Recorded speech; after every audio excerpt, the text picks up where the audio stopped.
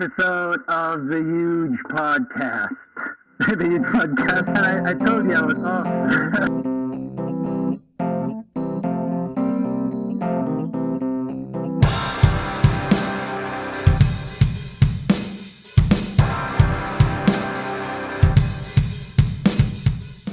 I was browsing through my Facebook page like a couple months ago, and I suddenly bumped into this guy. It's just ironic because we have some common interests. Just so happens he is the brother of my very, very, very, very, very close friend here in the UAE. Yeah, he is a 38-year-old Filipino expat in Dubai. Basically, I'm just reading this off out of his Facebook page. Like, he is also a husband and a forever gamer, as what he coins it. Also a dad. That's why he calls himself Exceptional Papa Idol. Come on. Yeah, I got gaming on my mind, got me playing all the time. Come on. Doyle Caluen. Kamusta, Mr. Doyle? How are you doing? Mayong hapon. Good evening, good afternoon, good day, Hapon. everybody, wherever you are. And what time you may be watching this podcast. First of all, thank you, Mick, for the invite to be able to speak in this platform. Quite pumped and excited, of course. We both are on the same boat, basically. You have Huge Upside. I've got my own page. You're in Huge Upside. Like, you look more legit right now. I just want to This is say it. thank you, Kuya Doyle. When I reached out to you a couple of weeks ago, if you wanted to get our mercs, huge thank you. It just shows that you are supporting us in whatever we're doing. And just to tell you, that monetary amount you gave us did not go to waste. We are investing it back to us. Actually, we're investing in ourselves. We're trying to enroll in some courses. So, Yeah. we want to get better at what we're doing. But anyway, what a segue. Take us through who you are, Kuya Doyle. Like, what do you do? Who are you, man? Like, what? All right. What is this? So name's Doyle Caluen, and from Cagayan de Oro City, Philippines, originally from Ligan City. I've been a forever gamer since growing up, maybe Mario Brothers. Cool. 5-6-year-old kid playing, waiting for my older cousin's turn to finish and then play, because computer games, Nintendo was what we call that back then, a family computer. Family. Was the family computer? Yeah, Super Mario, Galaga. You only have 2 controllers, and unfortunate growing up, I was the sixth out of the people in terms of age in the family. I've got 2 elder cousins. I've got 2 elder sisters and another elder cousin. So waiting down the line, 2-player plays, the eldest, and then if they die or if they finish their turn, the next 2 in line would be playing, and then I have to be. So back then, that was always the case. I've always enjoyed gaming. I've played a lot of different games, online games, first-person shooter, role-playing games is normally what I really enjoyed growing up. Final Fantasy, I played Diablo. Hand salute. My mom's not gonna like this. And salute. I love Final Fantasy to death. Yeah. Like, Final I love Fantasy, it. I love it. Fear Effects, Fallout, and I got into gaming because of my elder cousin, Ryan Gandianko. Shout out to him. Shout out, Ryan. He was the one who really showed me, and he was the one who had the computer back then. He was the first one to have a personal computer, where I played my first Doom. I played my first Doom. I played my first Warcraft. I can imagine Command the and Conquer. pixels on that one, Kuya Doyle. Like, You have to wow. wait. You have to wait 30 minutes for the scene to load. Imagine that, 30 minutes for the scene to load, and then you play 45 minutes of a scene, and then for the loading again, you have to wait 30 minutes. So and the PlayStation 1 came, I think, 1998, 1999. That was when we first was able to play Final Fantasy on the PlayStation. And since then, I've always played. The only game I play now is Dota, which is I started playing that back in 2004, 2005, and since then I've always played. 2012, I came to Dubai for reasons of trying to back in the Philippines. I wasn't really the good type of person. Not in terms of being a really bad person, but I was a bit lazy. I was a bit Right. dependent on my family. Like too in the Philippines, it was too comfortable. I have a family. Really? Now that's interesting. Don't have money to drink. Go to your cousin. You can drink. You don't have things to do. Go to your cousin. You can do There wasn't anything, that right? sense of urgency. Like, No. yeah. It was always comfortable because you have the comforts of having someone to buffer on, like the family. As I said, don't earn, live in the house. Mom Yeah. pays for the rent, right? Mom pays for the food. So I told myself I was gonna get married and then start life in Dubai. So that was it. That was the plan. I got married in June 2012. Came to Dubai in May 2012, same year. And the rest is history. I've been an rest is OFW for the past 8 years. Dubai has been really amazing. That's a long Life's time. been really amazing. Yeah. Dubai's afforded me a lot of good things, a lot of realizations, which is the thing that I really liked about this place. And yeah, all has been good. Not a walk in the park, of course. A lot of Nope. a lot of challenges. I can but attest to that. It's still Yeah.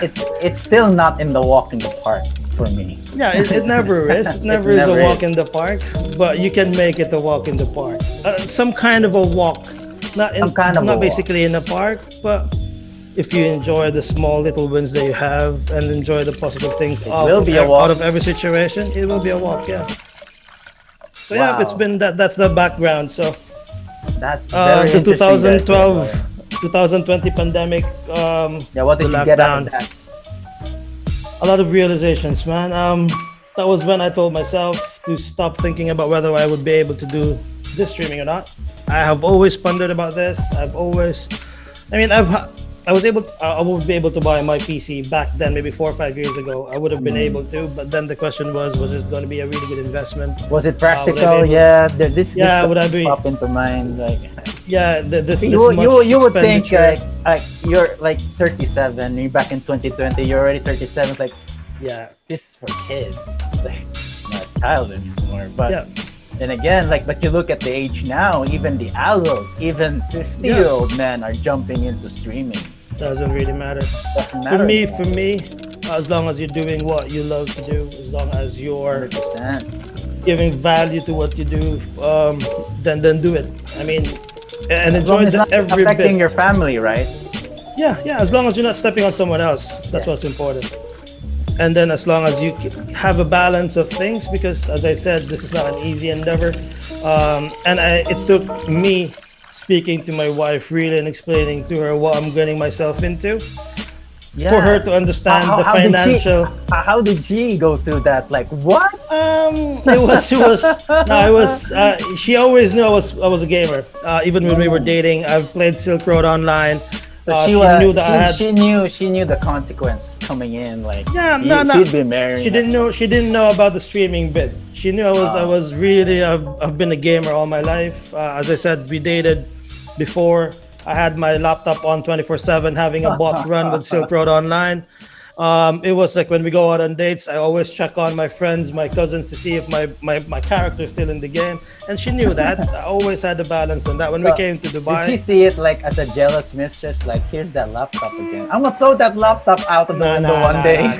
I'm fortunate. I'm fortunate enough for her to understand because my life here has been totally different when like compared to my life in the Philippines.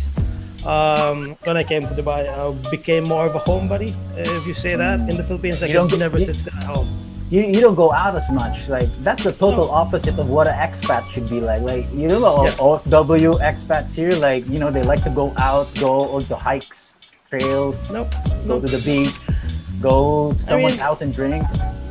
I mean, for me, growing up, I've spent most of my life outside the house. I mean, like when So I you're started, done with like, that phase. teenagers went out of the house for school 7 a.m. Came back 11 a.m. 12 a.m. 11 p.m. 12 a.m. 1 a.m. What? Yeah. From school, go pretty directly much. to dinner, and then find friends, go to cousins' places, and have a few drinks, and then that's going to be a routine for a good 10 years of my life, maybe. So when I came to Dubai, that was the time when I told myself, this is a restart. Not really a restart, but a reboot of what like I wanna get myself into. So that was my first realizations, being in Dubai, being responsible for yourself, fending up for yourself. Now I'm in Dubai. If I don't work, if I spend too much, if I lose all my money, being unreasonable in spending, then I'll be living in the streets. I'm not gonna be able to fend for my I'm wife. a bit guilty of that too. Like, you know, spending We all have been. unreasonably. Like my first early years here, like I wasn't really thinking about my future. I was still bringing my old habits from the Philippines, and I brought it here. I was just like thinking like, I'll wait for the next payday. I'll do that on the next payday. There's still some money coming next month. I don't care. I'll just spend this all. Like, but now it's like, you know, life's like taking a different turn, especially when you have a family. Like when you get married, you know, life is different. But I had it late in my life. I had these realizations came in late, and I'm slowly learning now. Yeah, I'm slowly learning now.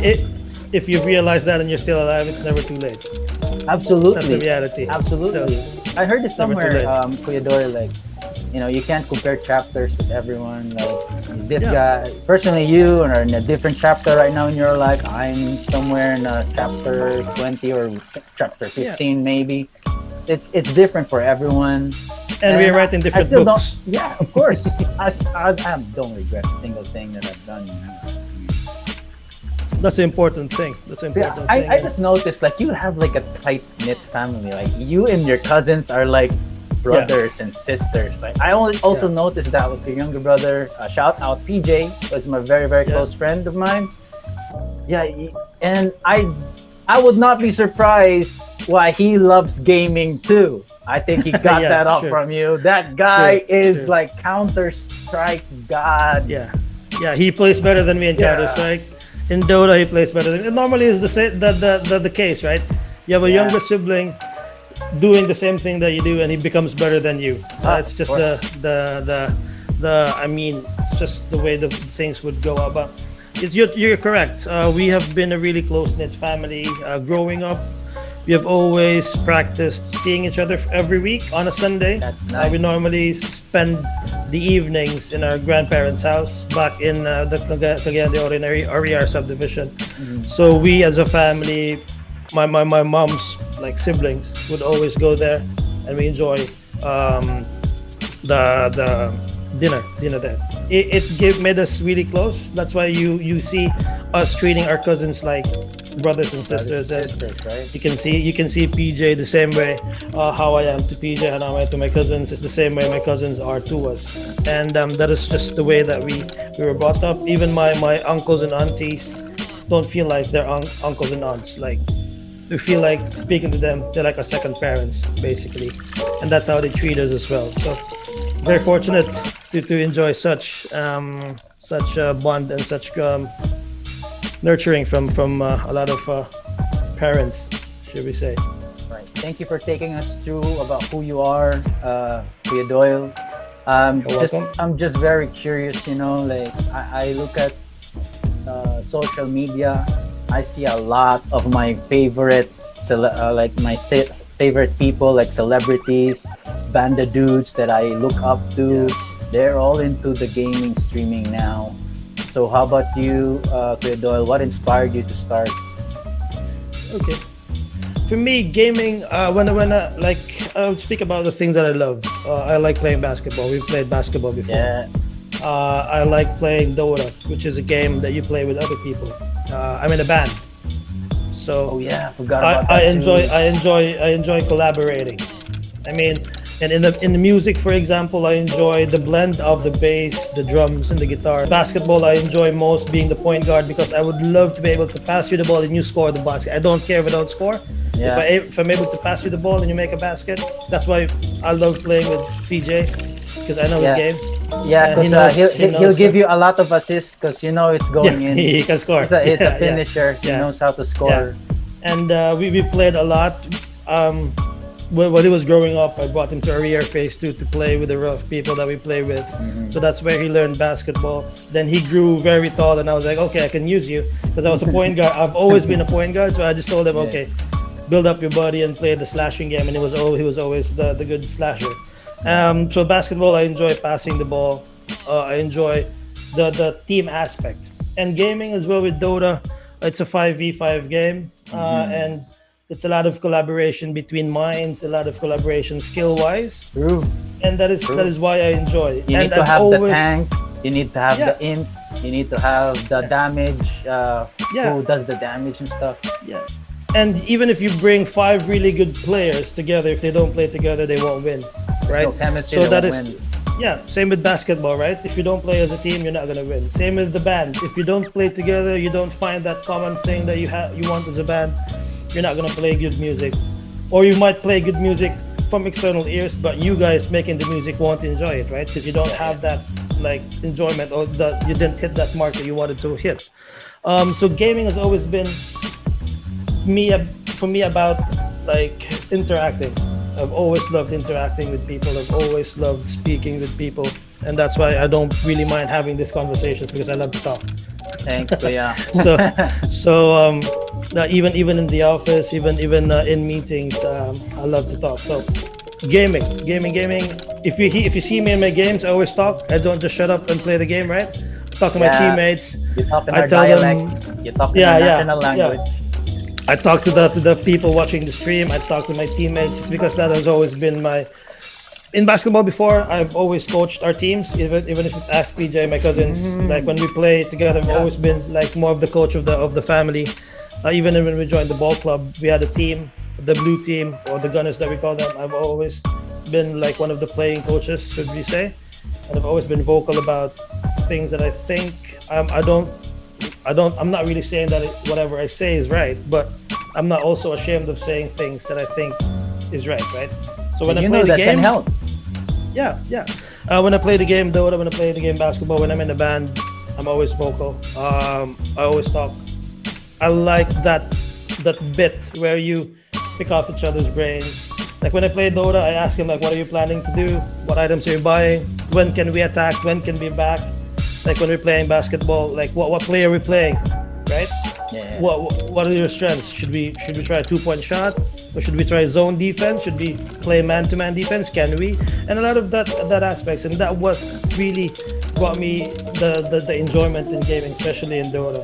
So with the streaming bit, it was the growing of the people that I play with, because I have my cousins.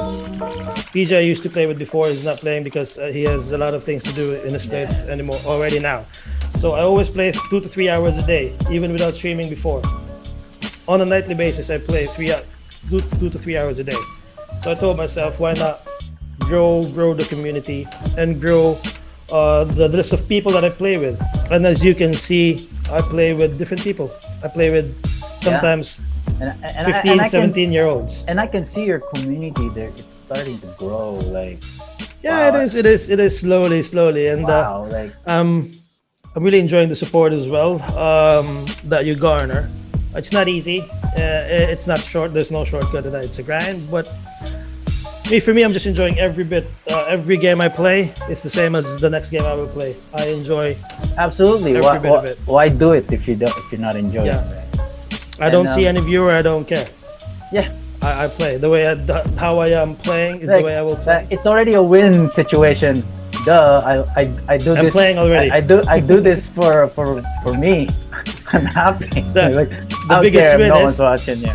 The biggest win, Mick, is I now have 3 hours of a day where I play my game, and my wife is not gonna say do this and do that. She knows. She knows. I need that 3 hours. I have that 3 hours of commitment for my streaming. So for that 3 hours, you've got that freedom.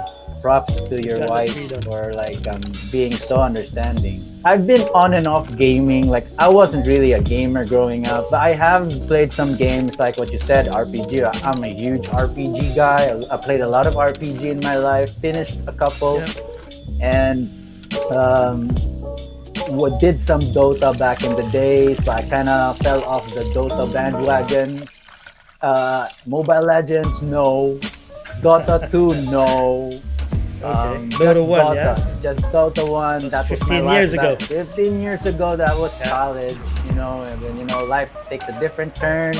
I did a lot of games. I'm not into the multiplayer game. Like it's different for both of us. Like I like the game where there's a story, and I get to control the character, or third person or first person view, and get to interact with the environment, but not with other players. It didn't work for me that way. But I did play a lot of Counter-Strike, Kuya Doyle.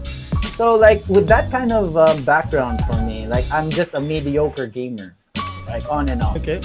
So if in case I get interested, how does it work? Like what is the technical side of that? How can you stream games? Can you take us through that? Okay. Streaming, basically, first things first is you have to have a gamer's like mentality. Because when you stream, there like I think a couple of people that stream, different people. Like one are those professional guys that play really sick gameplay, and people really watch their games because they want to learn, right? Yeah. And there are those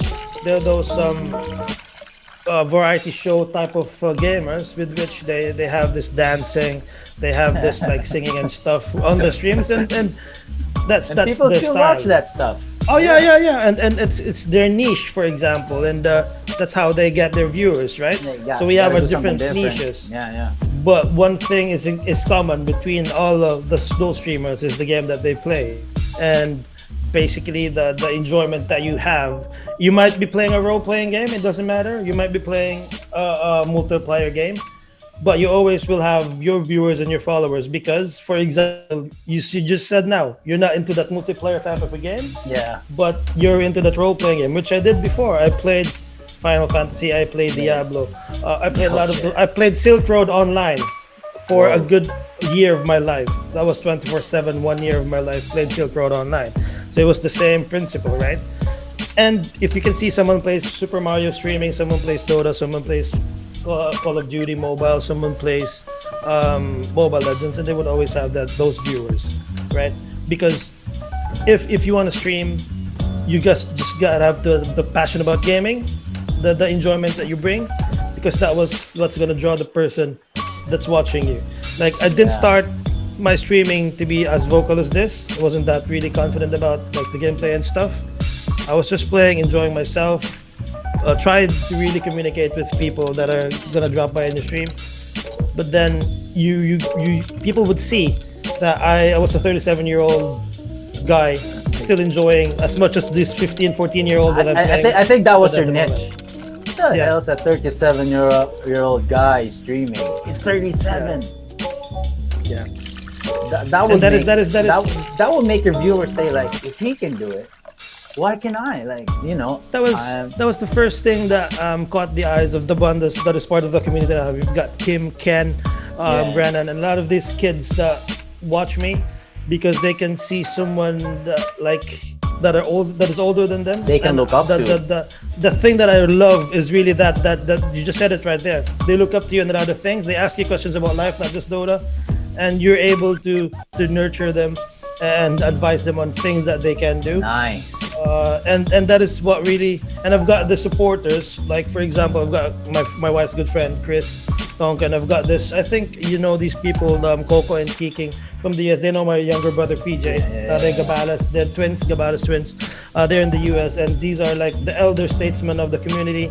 And these kids ask questions and ask help of what they need to do, and they look up to us, and that's the important part of like the streaming for me and the niche, as you say, because I was showcasing the 37-year-old for them to see that I'm correction. Yeah, 38 Yeah, 38. So I'm 38 years old. I'm an elder statesman compared to you guys playing the game. Yeah. But I'm still enjoying the game as much as you are. But I'm not. I can still kick ass. Yeah, I can still kick ass, literally. But it's not just in the game. Outside the game, I've become one of the guys that these guys ask, like advice for what I need to do with my life. I'm in this crossroads. What can you give me? What inputs can you give me? And all those things. And that's the thing that I really enjoy about having this community. And that is with streaming, the mindset that you have to have, or the aspect which is not technical. This is what you can bring as the streamer, like the love for the game, and the willingness to open yourself out and be It gives you open to- purpose, Kuya. it gives me purpose because yes, on a daily basis I look forward to what I can give, the enjoyment I can give to the community. If someone asks me questions about what they can do with their lives, that gives me purpose to say, like, these kids, I've advised them to do this and do that and do this and do that, and they've always taken that in because they always see you as someone that they respect, because the reason why they came to your stream is because they saw that you were older than them. They incorporated with you as ex-pop, Kind the of that, papa there. kind of like that brother figure, right? Like Yeah, the older brother, or sometimes they call me pops, the papa. Some of them call me papa, and because they're younger, and I don't really mind as long as it's within the context of the community, right? So yeah. and that's the yeah, it gives me purpose, and it's what makes streaming really fun and enjoy. Apart from the game, is having to grow the community, knowing these different types of people, Yeah. being able to like plant little seeds in these people that hopefully if I see them 10 years down the line, even if I lose them in the stream, they're not part of the community anymore. But with the you'll short see them 2 probably months here someday that they're also Yeah. doing their doing own well. stream. Like that's Yeah, what we're and- trying to do here too, Kuya. Like we meet different kinds of people, all walks of life. But again, we have Yep. this niche of that signature question, like huge upside. Like what's your mindset towards all of this? What's the meaning towards all of this that you're doing? And then we get to encounter different walks of life, different opinions, different personalities, and it kind of makes us also like know ourselves in a sense also that this is our purpose. Like wow, like understanding and sharing these stories throughout the world, and hopefully one day we'll see some of our listeners also probably maybe in a single bit had an effect in their life, or maybe not an effect, or probably referred this one to another person, just that have added that have value. impacted. Yeah, or an added value. and yeah, I no just- doubt, yeah. no doubt, it will add value to anyone at some point. It will add value. Hopefully. No, Mick, it will add value because Yeah, I can I see. believe so. I wouldn't be in this platform if I didn't believe, if I And didn't you see wouldn't- value in what you were doing. You wouldn't be wearing that too. Thank you, Kuya True. Doyle. I wouldn't Um, have given my time if I didn't believe. So yeah, and it has, I'm sure. Where do you see this gaming thing or this streaming thing, this community 5 to 10 years from now? It's gonna keep growing. It's gonna keep growing. This pandemic has just made the digital world You just made it official, grow right? exponentially. Yeah, made it. Yeah, official. It has always Official. been there, but it was made a norm. Now, like I didn't know there were shitloads of on streamers. Yeah. I didn't realize like artists, There's this band world. like vocalists, band vocalists playing games, streaming games, because Yeah, I was following Yeah, there also. I was also following this idol of mine, yeah. the vocalist of Queso, Ian Tayo. Ian Tayo, yeah, he plays like horror games. Yeah, I And he watch him all incorporates the his music. time. Yeah, he's a good- Cyberpunk, he's a good- he's a and good- then at the same time, get to market this brand. Yeah. He's a good streamer. He's a good streamer. He has a really good platform, and he incorporates his music to stream. He has like this segment with which he sings or he plays riffs. He plays riffs on the songs, and yeah, you capitalize on what you can have, right? He has the following because he has the band. Why not grow your following with the band and the gaming as well? It's a win-win. Yeah, for both win-win sides. for him. Win-win for him. But yeah, the gaming is just gonna grow. It's become a normal thing at the moment to be able to stream your games. Before it was just dreaming of having a setup, and you now see, because you see a lot of people having this setup, and you tell yourself, okay, what's keeping me from that? Yeah, Your like to co-host is in. introduce you to each other. I think you know each other already. So I know Koi already. and we got Kuya Doyle here. We're like halfway Yeah, to the segment. I- You made it. Sorry, You made it. Sorry, bye. Don't Sorry, apologize. It's about showing No up. problems. I'm just It's happy you're fatherhood. here, dude. Fatherhood. Yeah. We can both relate. Fatherhood. Fatherhood. talk about being a father here, guys. So like, boy, I've I heard had your to- story millions of times. Let's go ask our guest. Yes, how's fatherhood, man? Fatherhood's been amazing. It's been a lot of realizations. It's given me a different view in life. Before it was always what I can do, what can I do, what can my wife and me do, right? Yeah. And now it's always going to be, if I do something, what's gonna do for him? What is the effects of what I will do for him? So you have different like routes, but you always have to look back and say, okay, if I go this way, is he going to be able to get something out of it? Is my son. And like I have a 5-year-old son now who always follows what I do. Like I stream, and in the morning I hear him say, good morning, good afternoon, good evening, everybody, and you'd be like, that was what I said in my stream. He has his own laptop now because he wants to play games. He wants to stream when he says, when I'm 37, I'll be streaming. So it's always been amazing seeing. The first things first is I was able to have someone like me create some really nice, cute, sometimes annoying kid, right? Yeah. Who would have thought you would be able to? Especially if you guys know my background back in the Philippines, I was this happy-go-lucky, never really cared, went out drinking, had all the growing up negative things that you can think of, and it just turned my life If you're around. around the kid enough, it changes who you are. Gave me a different view on things.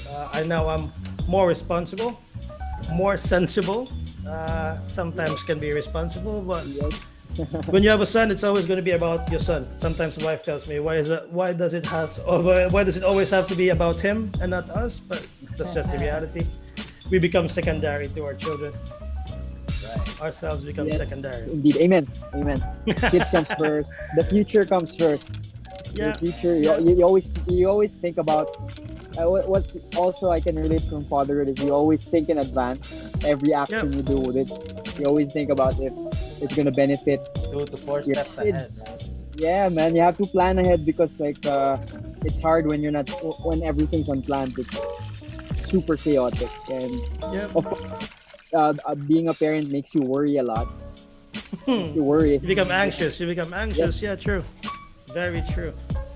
Very true. Going back when me and PJ or in high school, well, we started to do a sort of small gaming, but it was NBA Live back then, and we always go to they have this internet shop. Speed It's chips. Speed chip. Yeah. I Speed remember. chips. Yeah. So We were the mainstay there. it was like a LAN of NBA Live, like computer to computer. Yeah. It was Seven fun. PC setup, internet Yes. cafe, small internet cafe. This is where you honed your skills. Yeah, we basically were conning people to play games because we played really good. Because we had free hours, right? Because we were cousins with the owner. So if we want people to play Diablo, we kind of showed them what Diablo was. So I had to play in the computer for like a straight 8 hours a day, and then people would get intrigued, right? And they would be like, dang, "What's 8 that hours. game? What's that game?" And they would be like, "Oh, it's actually good." So they play, and then you end up playing with them. You don't pay, but they pay for your hours because they play 8 hours a day as well. We play Command and Conquer Generals, for example. We mastered the game. We challenge these people to a game, right? We challenge people to a game, Memory. and then they practice. I still play that game. I have it in my laptop. Yeah, It's a good game. It's ironic. I just downloaded Yeah. StarCraft like 4 weeks ago. Old I still school. have it. Old school. Old school. dude. I'm still Old playing it school now. StarCraft Generals. For me, Generals was kind of an underrated game. I used to love that game. Like it was awesome. Like me and my cousins used to play that when when I was in Manila during vacation. Like Yeah. we were like 8, and like we would like use we would play that, and it's a strategy game. It's a different kind of Strategy game. it's a long game, man. It's a long It game. is. Especially if you're a GLA. Yeah. If you play the It's campaign, crazy. Anyway, yeah, if you play the campaign multiplayer, it's always going to be. I don't think the Command and Conquer series was underrated. It's just that at that moment, there were not a lot of people that were into gaming. Like Yeah. in the Philippines, for example, back in the Philippines, you can only play computer games when you It's have a computer Counter-Strike. cafe, Yeah, right? cafes. You go to computer cafe, like internet cafes is what we call that. They play Counter Strike because it's quicker and you don't spend big bucks. Because with Command and Conquer, you play campaign, you don't watch the time, you'd be playing 6 hours and you'd be paying, how much was it back then? 40 pesos an hour? Yeah. When Ouch. the first computer Initially, internet cafe, yeah. initially, right? When the first Initially, internet yeah, cafes initially. opened, it was 40 45. pesos an hour. Yeah. How would you be able to pay for that? Counter Strike, you play 15, switch sides, you're gonna be finishing in 30 minutes an hour. Then you're done. A lot of fun. Yeah, so that was I think the reason, but it's always been a good game for me. Command and Conquer, one of the first like games I played together with Warcraft, Yes. and that's why I ended up with Dota because Dota. Dota is in relation to I Warcraft. kind of don't see any strategy games like that anymore. Like it's shifted to there- this Dota game, the Dota-like games, right? Do you know one right Yeah. now, bro? There's still Command and Conquer games, but it's they have poor ratings. I check them from time to time. Yeah. After Generals, I think there was the Command and Conquer 3. I'm not really sure. I'm not really sure. But Is that, I think there was a reborn or revolution Yeah. something, and then yeah, after it, that, it wasn't. people just jumped into like the first-person shooter, right? Like you got Call of because Duty Dota now. blew up. man. Dota. Dota blew up. Yeah, Yeah, that's it. Dota 2000, blew up. 2005, I think that was when Dota really like kickstarted its way. In Cagayan de Oro, I would say. I didn't know about the world. It was just recently that the international, not recently, 10 years ago that the international Yeah, man. like was I open. could Dota 2, remember. I think, opened 15 years ago, like 14 years ago, but Dota 1, 2005, I think. And I can attest to that. I failed one board exam on nursing because of this Dota game. seriously. Wow. Whoa. I told my mom, if you don't see my name in the list of the top 10 like board passers, I didn't take the exams. Damn. I gave out one nursing board exams because of Dota. Yeah, just shows how much you love gaming. Yeah. Yeah. Yeah, speaking of nursing, man, like I have this yearbook over here, and I was scanning. It was my cousin's yearbook. I happened Yeah. to see your face as one of the Whoa, CIs. let us see it. Yeah. Yes. Show it. I saw Sorry, it. man. It Medical was- instructors. Yes, you're one of the CIs in CU. Yeah, see you. Yeah, I had a good Take like. us through that, six- man. Like, take us through that. Like, me, I was- because me, I'm a student there. I'm in my third year, Okay. and yeah, like seeing you in the yearbook, whoa, Dean Ansale, like like, CI. Yeah, you can believe clinical that. instru- yeah. I even Teacher, could not yeah, believe. basically a Yeah, like I really like. I became a CI. I've always been academically, not the excelling type, but I always was like on the. I never was failing. I was on the 85, 87 mark. Dang, But alright. like Dean and Sally knows, I was one of the persons that comes to the class from a drinking spree the night before, smelling like alcohol, but I would still sit in the class and listen, and I would still get the exams, right? So I had the street smart, and I had I was really not passionate into nursing, but if I put myself into something, or if I start something, I finish it. That's my mentality. I don't. It's the work ethic. Yeah. Yeah. I don't like. I studied nursing, and I told myself if I study nursing, and I studied nursing because my aunt told me I was gonna pay you. I was gonna give you the allowance the same as what you're currently earning at the moment working, for you to study nursing. And I was like, oh, it's gonna be a treat. I will study for five hours a day, get the same money, and no pressure at all. I like school. I mean, school was easy for me. It was like, well, Drastically underestimates the impact of social distinctions predicated upon wealth, especially inherited wealth. You got that from Vickers. Work in Essex County, page 98, right? for me. It was like go to school, listen for 5-6 hours. Yeah. Then I could have the rest of the day. With work, you work 8 hours a day. You have to make a report in the evening, right? The following day, you do the same thing again. Yeah. So that's why I took up nursing. So the clinical instructor stint came when, like, before I was a clinical instructor, I was an operating room nurse, volunteer, and German doctors. So I spent a good 8 months there, on my training, and had this meeting with Dean Ansale. And she told me basically, what are you doing at the moment? What do you think is your plan in the next couple of years? And I didn't really have a plan because I was volunteering German doctors, and we kind of discussed about like what I was doing, what was my experience, and she was intrigued about like what operating room life in German doctors was, right? Yeah. And apparently it was a surprise to her because it was not going to details, but it was not the conventional way of how to be an operating room nurse, because it was a hospital or a care center for indigent people. Yeah. So the experience we had was 10 times more than what the people in the private hospitals could get. Yeah. We had the worst of the worst cases, and multiply that by 5 times the cases that you can have in private hospitals. So I had good experience. And so the Dean Ansale asked me to visit her again and discuss the possibility about being a clinical instructor. So I formally submitted my application, and I told myself I was a volunteer. Why not try like teaching? I've always loved to talk, as I told Mick, and my brother knows. He's been carrying the show, bro. Yeah. So he got a shirt. He's the host. He's the host right now. We're the guest. I'm just listening. I'll give you guys a run for your money, guys. But yeah, so I spoke to Dean Ansale, and she admitted me in the clinical instructor roster, and it was a really fun experience, imparting my knowledge to the growing or the learning nurses. And the thing that I really loved most is not just imparting the technical skills, the knowledge from the books, but like showing the experience. What is the reality of the practice compared to what is in the books? Because when I was learning nursing, I always just knew the books. Theory and practical application. We're always just taught the what was in the book, what was in the what do you call that, the return demonstration stuff, what was in the what was in the procedure basically. But being able to experience firsthand from German doctors the worst of the worst in terms of the cases, you tend to be able to realize, okay, nursing's not a joke. It is something serious.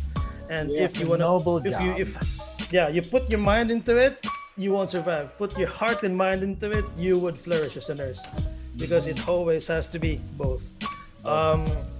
And I enjoyed it because I just saw my brother was one of the students when I was teaching. Yeah, I can imagine. That's my question I want to ask you. What time do you go home? My cousins.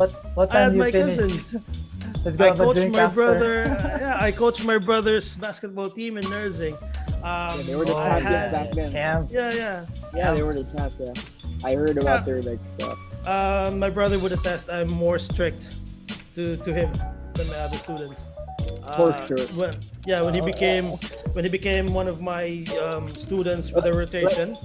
Like what subjects? You're more on the. I was on the related learning experience. So I was in the hospital duty nurse, and then there was like this community stuff that you needed to do. So hourly 2 and 3. So PJ was one of my students, not really my students, but he was one of my colleague students. But then we switched, like, when you have loads of students, you can't handle all the procedures, right? So what we did was 3 clinical instructors. You handle injections, I handle cleansing, bed bath, you handle, and then we take turns rotating our students. So their students would be one of the students that would do the return demonstration with me. And of course, my brother was one of their students, so he had to do a demonstration on me. So I just told them, don't fuck up, because I'm going to be 5 times save your ass. Like, no. And he knows that. I mean, there's no reason why, if I'm a clinical instructor, show that you are a good student, because you're not just bringing yourself, you're bringing my name as well. You've got the same last name as me. And I'm being a good teacher here, because I don't want them to say, oh, your brother's a no good teacher, right? So my colleague should say your brother's really good. And he has been good. He's been good as well. So yeah. He has been. Yeah, PJ has been that guy. Like every time I sprained my ankle, like PJ knows what to do. He introduced me. I wasn't into nursing before. Like Okay. he's the one who told me that. I saw it from him when one time when me and Mike were playing basketball. I sprained my ankle, like, and he told me what to do, like the rice method. I can't even understand what the rice method is all about. It's all about our cold compress and stuff. Yeah. And- Hot and cold compress. Yes, Alternate. and PJ was the guy who told me. I forgot that he was a nurse. Like he studied nursing, so Yeah. like, then he told me like some remedies for that. So, yeah. I forgot as well that I was a nurse. Huh? Yeah, I was so like- How was it? both these guys are nurses. All you guys are nurses. Yeah, but Yeah. I'm a student nurse. Yes. You will be. No. You're still a nurse. Yeah. You're still a nurse. Let's talk Anyway. about the value of the nurse today, in this day of age, right? Yeah, Like, dude. Oh man. No, it's nurses is for me is they're irreplaceable. Man. Like, Yes, no sir. machine could ever replace them. It's essential. it's man. Very it's essential. a different job. You're handling life, man. Like it's crazy, especially if you're in the DR, Mike. I think Yeah. you'd love the DR. That will be you. I will bring you there. That will be your favorite. In the delivery room, man. In the delivery room, like It's gonna change your view on a lot of things. yes, it'll change Yeah, your cannot perspective. imagine. I was blessed to have like to have 10 cases in a day for one duty. It was so busy in NMMC. It was it was an experience because like people keep giving birth like nonstop. Whoa. Like, yeah, man, nonstop. I say nonstop. I was like handling this guy. I was the cord care from this one. I had to cut the cord, the neck. I had to shift to handle. I had to assist. Okay. Yeah, I had to rotate. There was like 3 cases in the span of 3 cases in an hour. Like I had that Whoa. like one time. That was crazy. But it only Good for you. happened. Yeah, I completed my cases like Yeah. every Yeah. in the No DR. need to go back. In one day. Yeah. I Good for completed you. it and like my colleague just had 4, had 5, and I'm done. And they had to do like a special like RLE, right? A special Yeah. duty to Duty. do. And the best part about that, Koy, I think, is you only need to chase 1 or 2 persons for the signature, right? In Yeah, one place. Oh, You don't need to yeah. go to the certain hospital, chase for the signature and stuff. the stress. I can attest to that because I was a clinical instructor and I've had these conversations with nurses before, and they just feel like it's added workload. Partly it's the trainings. It's one of the like when I was a student, it was way different. I think nowadays when you become a student nurse, it's more rigorous and it's more like really particular about what you need to do, and the procedures that you do is going to be like at par with what is expected of. And some clinical instructors, sadly, do shortcuts when they go on duties, and they just tend to be like, oh, let me just do vital signs. I'm not gonna do meds, and I'm not. And when you have students, it's added responsibilities for nurses because remember, I as a clinical instructor have to sign. The student signs, I counter sign, and the staff nurse has to counter sign, right? So it's added work for them. So it has to be the clinical instructor's responsibility to make sure that you come in and add value to the nursing system in the station so that they can see that when you come in, they'd be more welcoming and be like, here comes Sir Caluen, because before I take on everything, medications, I do one-on-ones I leave my students. I don't want to see my students in the table sitting. Yeah, in the room. Yeah. I want you in the rooms the whole time. You only come out if you speak to me and ask me about something. Care. If you don't, if they don't want, if you can't do anything without them, speak to the significant others. Be there for them. Sit outside their rooms, like because I wanted to add value. Being a capital university, like student nurses and me as a clinical instructor, I wanted them to see that when we come in, we're not a burden, but we can ease some of their burden, some of the things that they're carrying. So if you basically take out the vital signs, take out the medications from them, and you only need 1 or 2 days. if you show them that you're able to do what you're doing, be really good at it, the next time you come in, they'd feel like they'd welcome you with, they even buy you like stuff, like snacks, or they even invite you for lunch, and they'd be really kind to your students. So it has to be the clinical instructor that has to set the pace for the students. Who's just a clinical instructor in MMC right now? It depends. It depends has on to the be. school. Yeah. That's a rotation. Okay. It's a rotation, yeah. Like, but what's good about CIs is, man, you have to be well-rounded because you get to you get to assign to the DR, or you get to assign into the medical ward. Or The rapport part I've mastered because of drinking with a lot of different people growing up. So I knew how to strike a conversation. I knew how to establish like really good relationships with the nurses there. So that was the thing. Can you give us an example how you do it? Like, I'm curious, man. Like, because maybe Like when- on my next duty, man. Like, how do you talk to them? Because mostly they're all. Koi might be a CI one day. Yeah, for me, I always wanna Yeah. wanna research about people that I meet.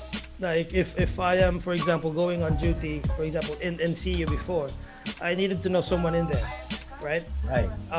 And being a Capital University student beforehand, before I became a CI, I knew someone that was like my batch, like in nursing, that was there. So I kind of asked, like, there are different duty nurses on the 4th floor, 5th floor, 3rd floor, right? So you kind of find out who is in that floor, who are the strict ones, who are the kind ones, and who, like, what do these people do, and strike up conversation with, for example, something that you have in common. It's always one thing that you can do, like what we're doing at the moment, right? Even if with streaming, I don't know these people, but we speak a common language, so we relate right away, right? Yes. They come to me and say, why don't you buy Divine Rapier? And I would be able to relate. You guys won't be able to know what Divine Rapier is, right? But I would know, right? So if I know, for example, that Is that the one when you walk around, it does damage even though if you don't attack the opponent? No, it's Radiance. It's Radiance. Radiance, Divine Rapier is the ultimate weapon with which it gives you the most damage. 300 plus, right? Yeah. Not just in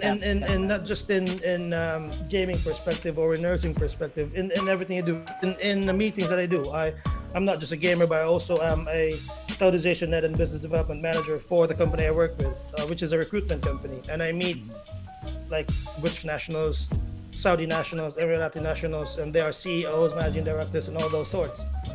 And one thing that you really need to do is know the person that you're meeting for the first time. Gotta do your research, right? Yeah, dude. Yep. Like what you did, Mick, right? You guys, before you had me on the podcast, you knew that I was this, I was that, right? I knew see you guys every as well. day. I see you every day, so like So we had fragments. coming in, we have this swag like. We won't be worried what to discuss between Doyle. No, we see him every day on Facebook. but actually, that was just the surface, man. Yes, and it's funny because I messaged Mike before we started the recording. I messaged Mike like, okay, can you give me a background of like what else can we talk about with it? Then he just gave me one word, gaming. Okay, all right. I'm not a gamer, but okay, let's see. Let's do it. All right. So just to answer that, and anything that you do when you meet someone for the first time is always due diligence. Always do your due diligence in researching about. At least it's courtesy. It's courtesy if you meet someone for the first time to at least know what their background is. It means it shows that you're interested in them. It shows that you really are into the meeting with them. Yes. Rather than just go into the meeting and ask, oh, what was your background? You worked in blind. Going blank. Yeah. So if, for example, you do your research, one example for me, for example, is I met the Saudi national in one of my meetings when I went to Saudi. I didn't know his background, but when I did the research, I knew that he went on one of the missions in the Philippines.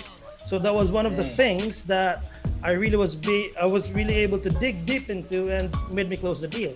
Because basically, I talked to him about what his experience was in the Philippines, and he gave me like all the nice things, and I was like, oh man, I'm gonna close this deal right away because I love the Philippines. I'm Filipino, right?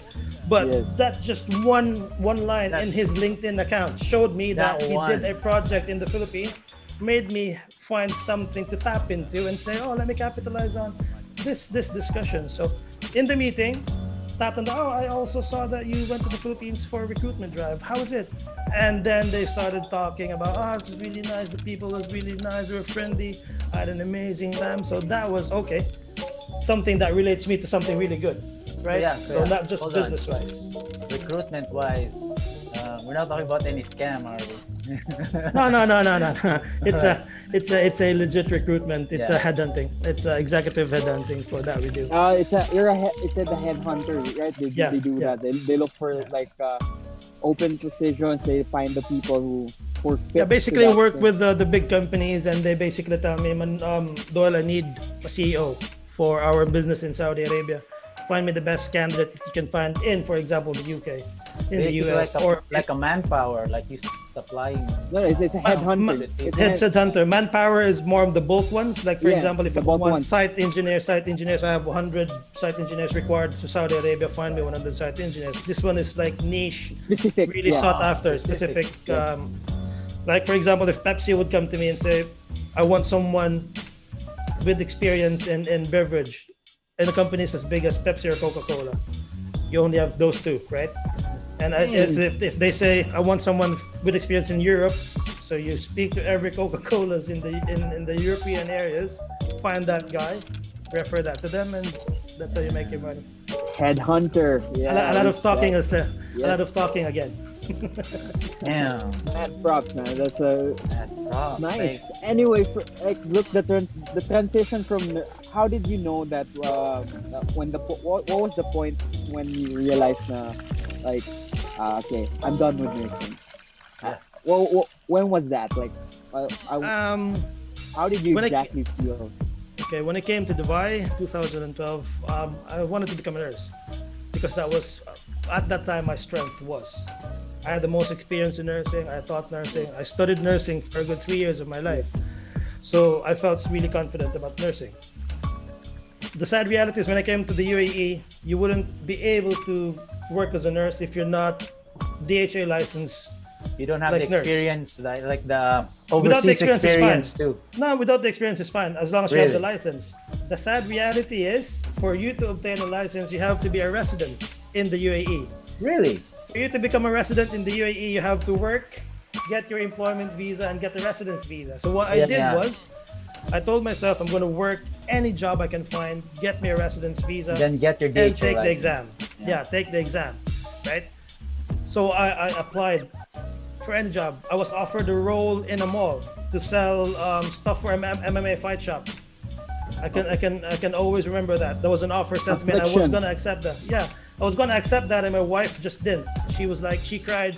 She was like, I just couldn't see you selling stuff in the mall when you were a nurse professor. And I was like, I didn't care. I just wanted my visa.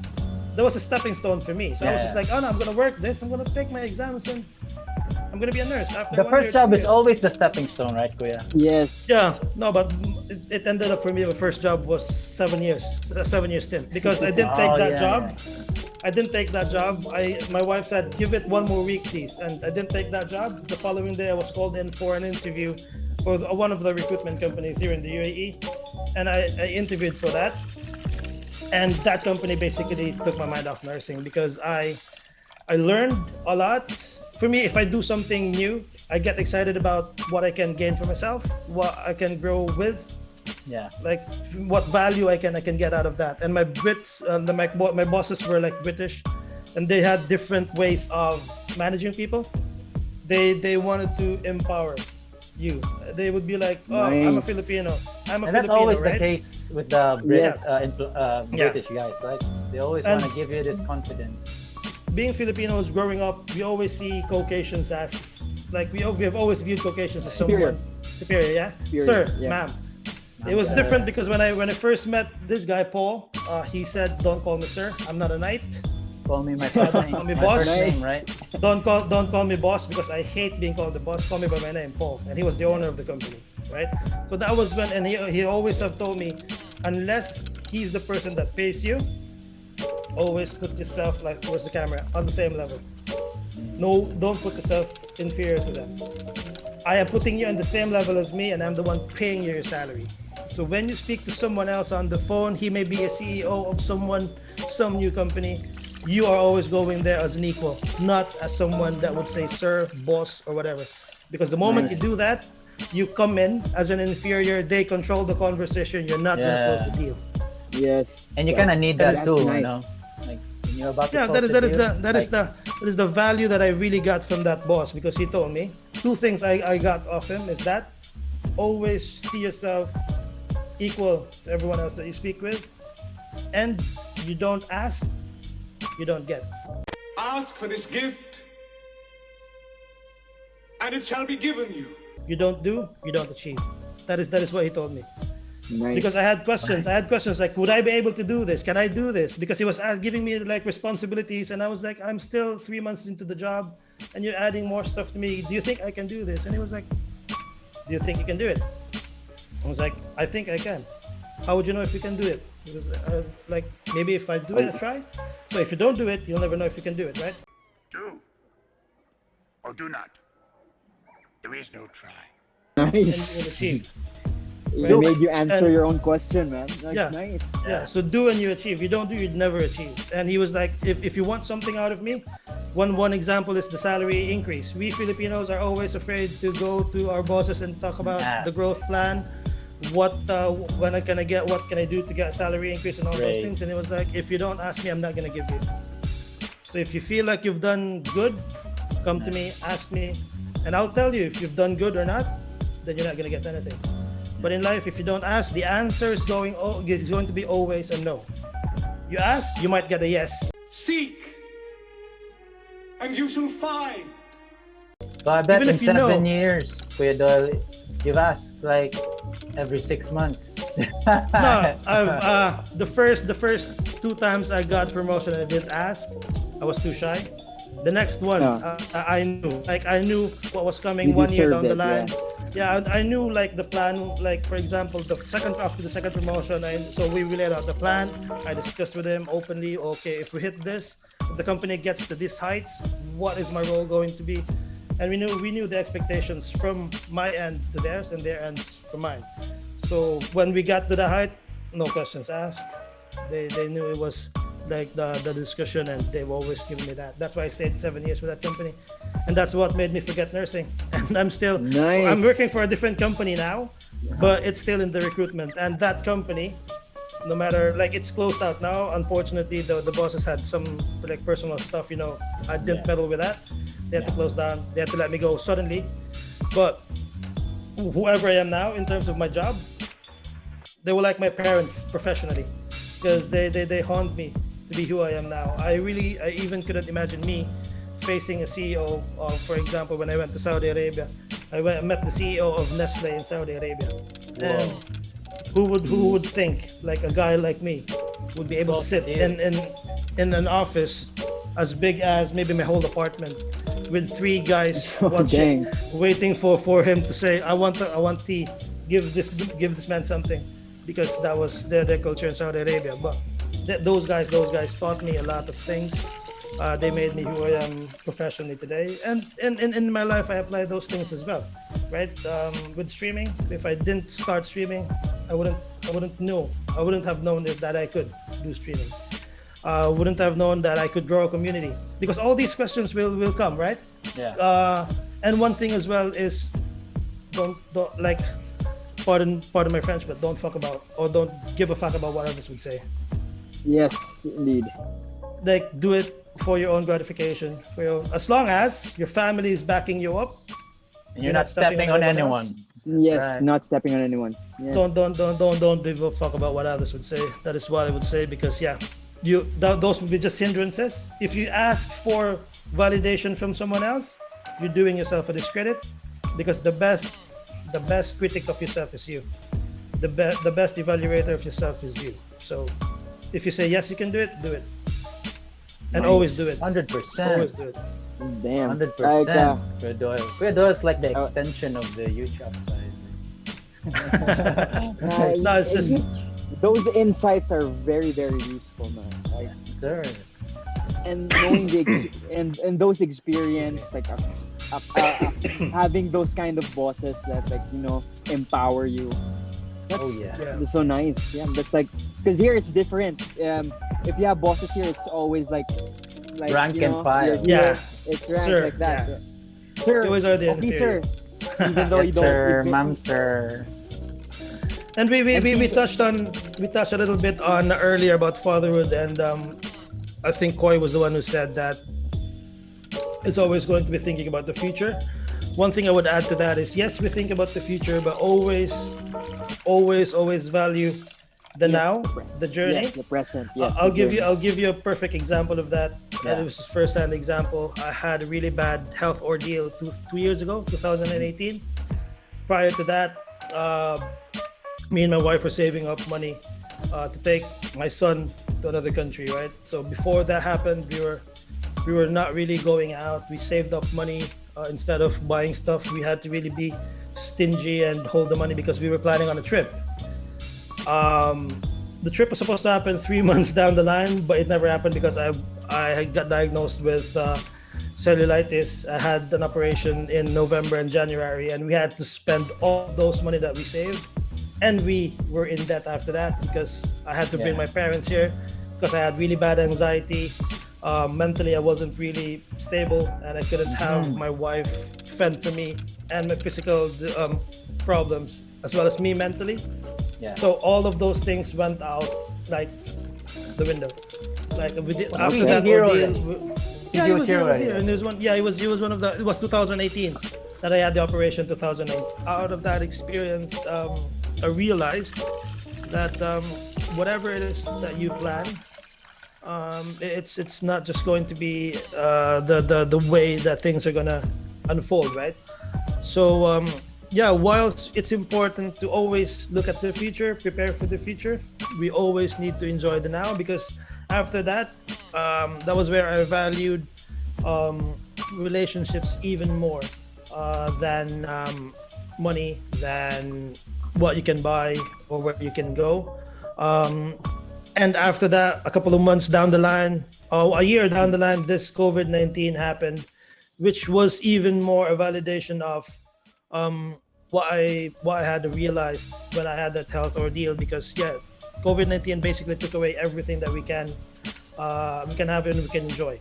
We were in Dubai. Basically, we were on a lockdown for 3 months. We couldn't go out. So that was when I said, okay, if you focus too much on the future, you don't enjoy the now. And when you don't enjoy the now, you're being unfair to yourself and your family and everyone else. So that was my realization back then, and that was what I want to also impart to you guys, that yeah, we always think about the future, but always enjoy what you do, the now, with whatever you're doing with the podcast, right? You're enjoying the discussions. Yes, Focus on yes. the discussions. We're learning a lot from every guest is unique. Every guest has their own insights, and we get to dissect their mind and like get to like absorb some of the knowledge that they have. So going back on what you mentioned you had that anxiety.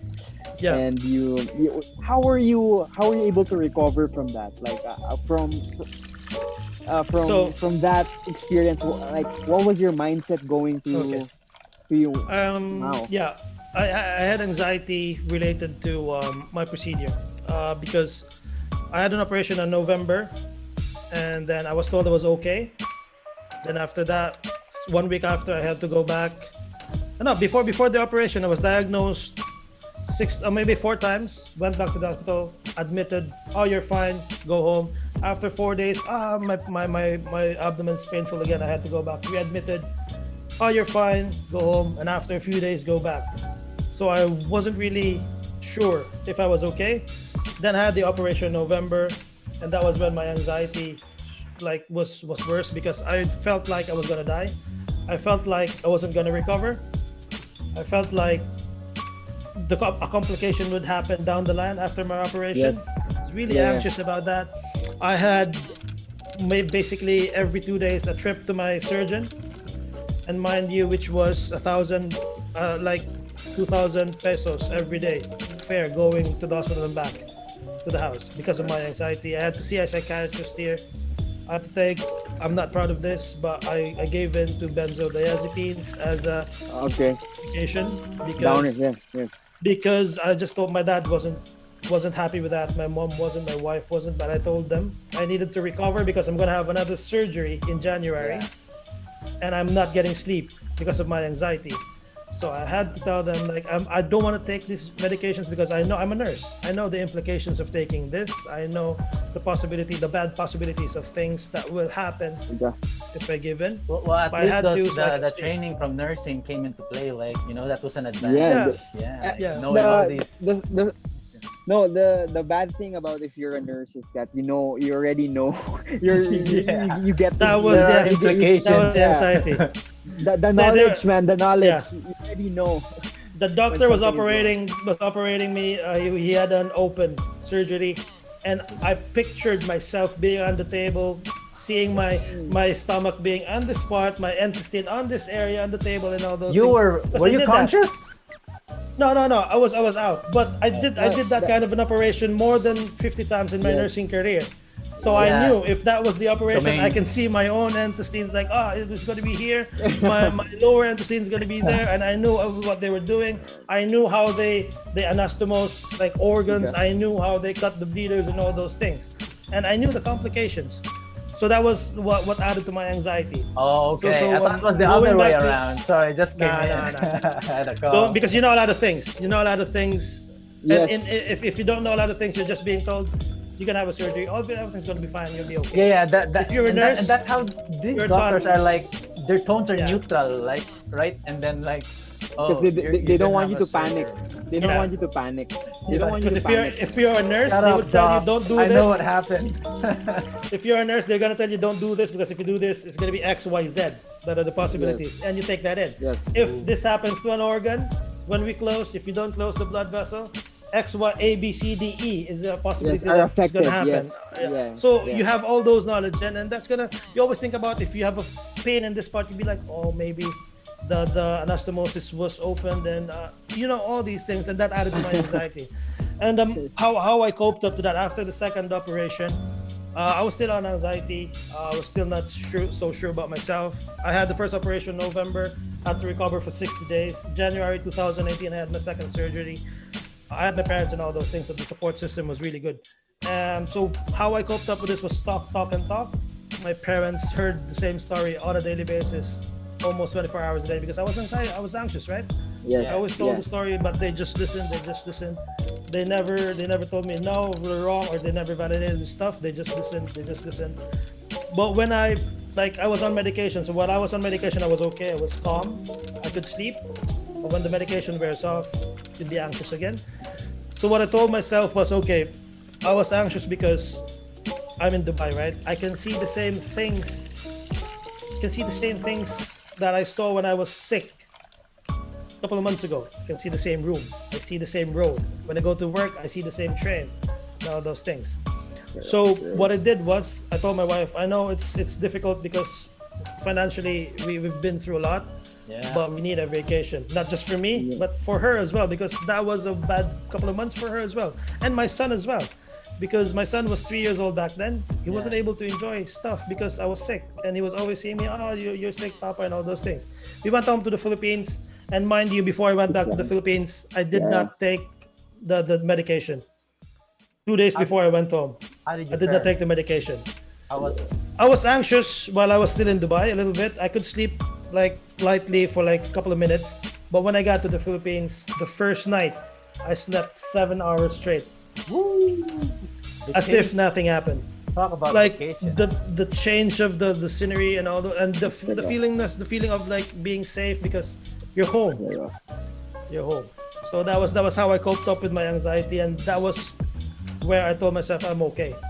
I slept 7 hours. I woke up and I was like, I slept 7 hours without medication. I was happy. I told my wife, I told my parents and all those things, and that was it. After that, I'm anxious sometimes, but I've not succumbed to the anxiety since then. I now feel anxious sometimes, but it's okay. Take me to what goes to your mind when you're anxious, because I get a lot of. I don't have an anxiety attacks, but unconsciously. Subconsciously, I have some anxiety because like I can feel it in my body, like my palms sweat. Like what? for no reason I sweat. Oh yeah, the with the I sweat, got sweaty sweaty Yeah, palms. sweaty palms, hands. sweaty armpits, even the back of my knees sweat for no reason. And even if I don't feel anxious, it comes out. Like, what goes through your mind when you're anxious? Is that anxiety for you when you sweat? No. When you have like palpitations and all those things, I don't think it's anxiety. I think anxiety is when you unreasonably overthink about something. That is anxiety. When you over worry about something, that is anxiety. And when you over worry, it's not just you verbalizing that I'm worried. No, you are worried because you don't feel safe. You don't feel like you can't sit still. You are like you really want to just do something because you don't feel like you can't be still. You're worried about something, and that's anxiety. It's just your mind. Your mind is like overthinking things. You want to stop it, but you feel like you can't. But me coming from someone that has had anxiety and being able to overcome it, I think you can without medication. It's just maybe because my mom has anxiety and a lot of people in the family has anxiety. It's something you can't explain, but you just have to support. You just have to understand how they are when they have anxiety. Never tell them you're wrong for feeling that. Never tell them that's bad. For me, when I felt anxiety, I could feel palpitations all over, and I could feel my chest being like being crumpled in this area. Like someone's like doing this in my chest area. That's when I know I have anxiety, and I'd be like, oh, I'm anxious again. Now that I know that I have that, like when I like 2 months from when I came to Dubai from the Philippines after vacation, I still can feel a little bit anxious, but I now know that it's okay.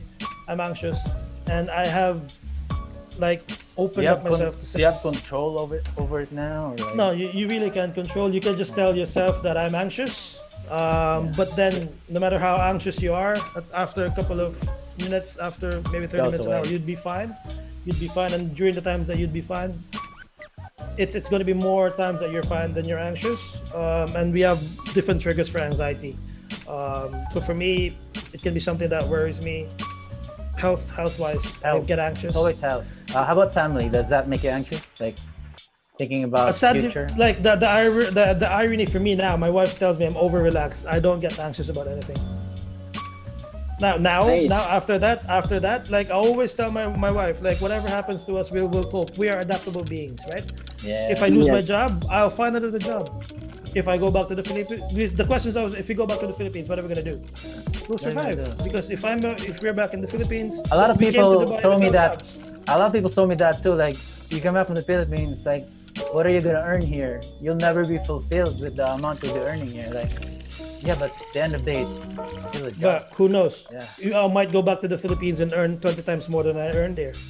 Who knows, right? Yeah, right. Yeah. And Again, plus the you same never- thing. But you got this gaming. If you don't do that's it, streaming now. yeah. No, if you don't do it, my dad also said something about having a son. I was like how many years married? 4 or 5 years married, and then still didn't have a son. And my dad asked me like, when are you gonna be giving me a grandson or a granddaughter? And I told my dad, Pressure. no, I'm not ready.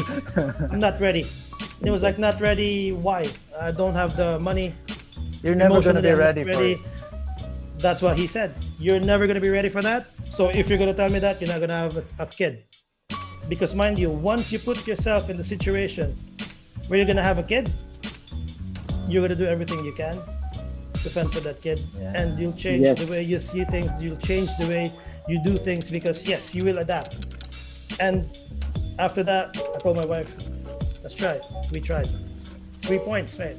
I have a son now. so yeah. Points. So those things. We are adaptable beings. Whatever happens, whatever we do, we're always gonna adapt. We're always gonna survive. You've never seen someone die in the streets. Some of them resorted to bad things, right? Yeah. But everyone will survive. I know someone Yes. that went around houses in a subdivision, asking them for him to cut the grasses outside. Yeah. Give me 15 pesos, 10 pesos. And Kuya, 20 hours. like That's some the of the one. other nationalities in the UAE, right? Like the watchmen in the buildings. Look, they'll probably pick every household, every flat Yeah. in the building. Like, hey, I'm gonna wash your car for a month. Yeah. We'll do this contract. I have that. Yeah, I wash your car for I 100 pay 70. dirhams a month. Yeah, I pay 70 dirhams for him to 70, clean right? my car twice a week. How much is this Yeah. guy making if he just gets contracted with all the tenants in that apartment, in that building, right? There's no So, yeah. reason. I mean, like what you said, Diba Koy, Yes. no excuses. No when- excuses, man. True. You will survive, man. Nice. It's nice. That journey, man. That like the timeline. You fall, pick yourself up, enjoy the process. It's a process every day. You Yeah. get better. Yeah, and that's the And now look, important thing. you do streaming. Yeah, and I've got So my dream streaming. setup. Let's talk. Yeah, I can see your setup, man. The mic alone. Like, Yeah. Like, Mike, yeah, man. we I, should I, have this setup I, soon if we I have was like talking to Kuya before we did our segment. Like, Kuya, give me the specs. Well, what do you Okay. have there, Kuya? What kind of mic? What kind of camera? What kind of desktop do you have? Like, top of the line? It will happen. It will happen. It will happen. I'm Yeah. telling you guys. It Yeah. will. It will. Believe You know, it will. and you know how they say it Yes. here, Kuya Doyle? Inshallah. Yeah. Inshallah. No, I don't believe it. I hate that word. You hear that Normally word? when- Okay, take us through that. Why? Take us Take through us- that. why? Take us through that. When I meet What someone, I'm does very mean? curious now. Why? inshallah here in the UAE means in God's time. Right? God's In time. God's time. They mean that in the nicest possible way. Yeah. Right? They always say that. They mean that positively when they say that. Business wise, when you meet someone Yeah. and you tell them, for example, oh, I'm gonna give you this document. Shall I expect that back signed in 3 days? Oh, I'll give that to you tomorrow, time. inshallah. Inshallah. Tomorrow is going to be a In month God's after, time. 1 week after, yeah. or 1 year after, or never. I So never that's why get, for me, I business never wise, thought that for me, word business gets wise, no, put in this I- kind of context. But I wow. don't Yeah. like that. But it Business does- wise. It does kind of get that word does kind of get abused in a way, you know, when people just say like, yeah, soon. Yeah, soon, they don't inshallah. understand the context. Yeah, they don't understand the when they context. don't, of how when it is doesn't supposed to get be. backed up. It's Right? it plants a seed of procrastination. Like it makes you Yeah. time. Yeah. It makes you wait. Yeah. Like you know Yeah. it's coming. It's good that you know something's coming, but you still have to continue your work. Yeah. You know, like there are things that you need like yes or no questions to. Like, when will I get this? How will I get that?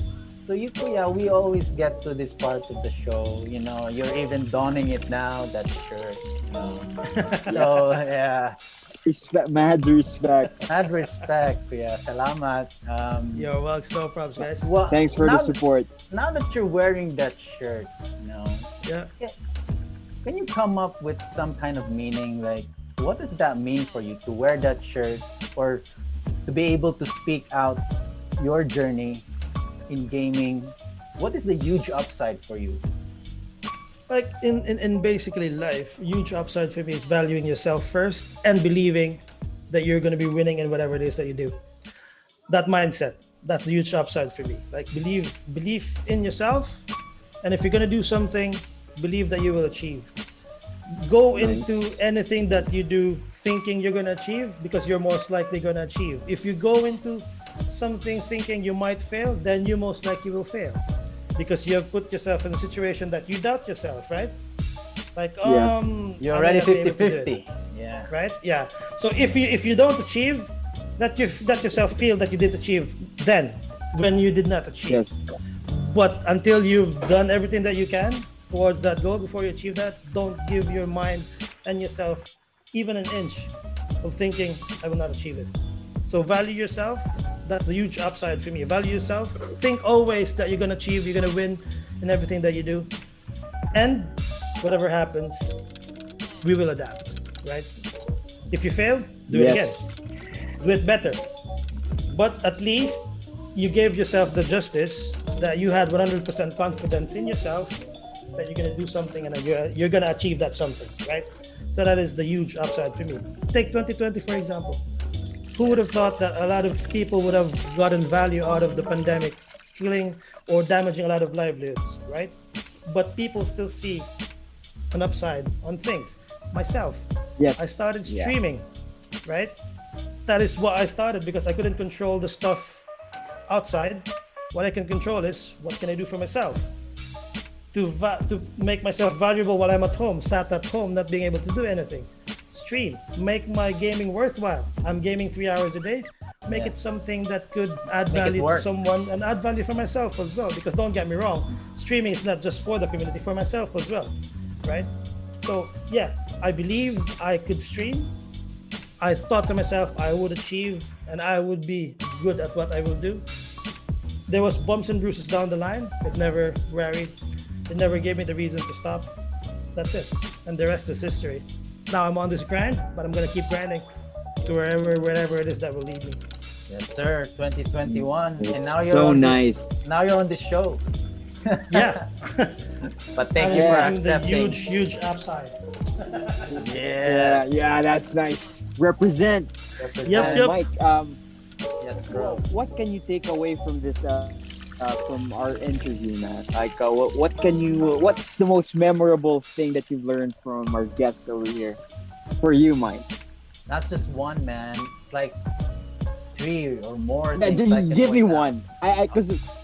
Because for me, I learned a lot. But there's this one sentence that really resonated with me, and that is that we can adapt. Yes, we That's can it. Like, adapt. And yes, I just all want to go situations. I just want to go back to like fatherhood, like when shout out your dad, Kuya Doyle. He told you like you're never gonna be ready.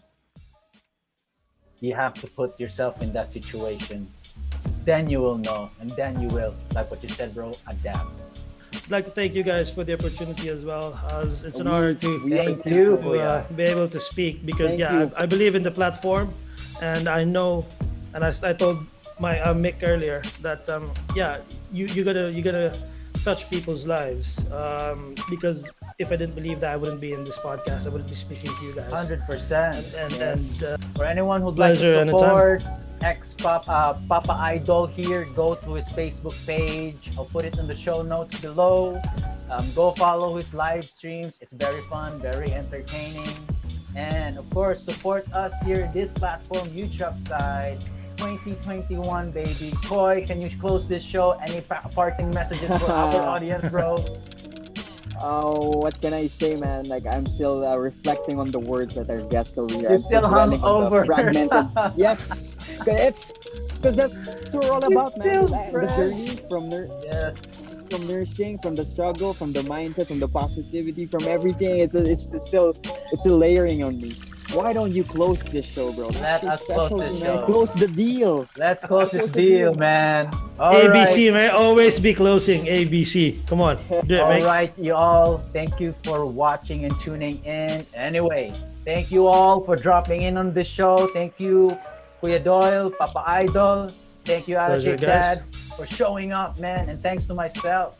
All right, you all. See you on the next episode. YouTube Side Season 3, baby. See you on the next episode. See you guys. Lovely chat, boys. Bye. Thank you. Love our videos? Please click the like button or hit subscribe. This is the huge upside.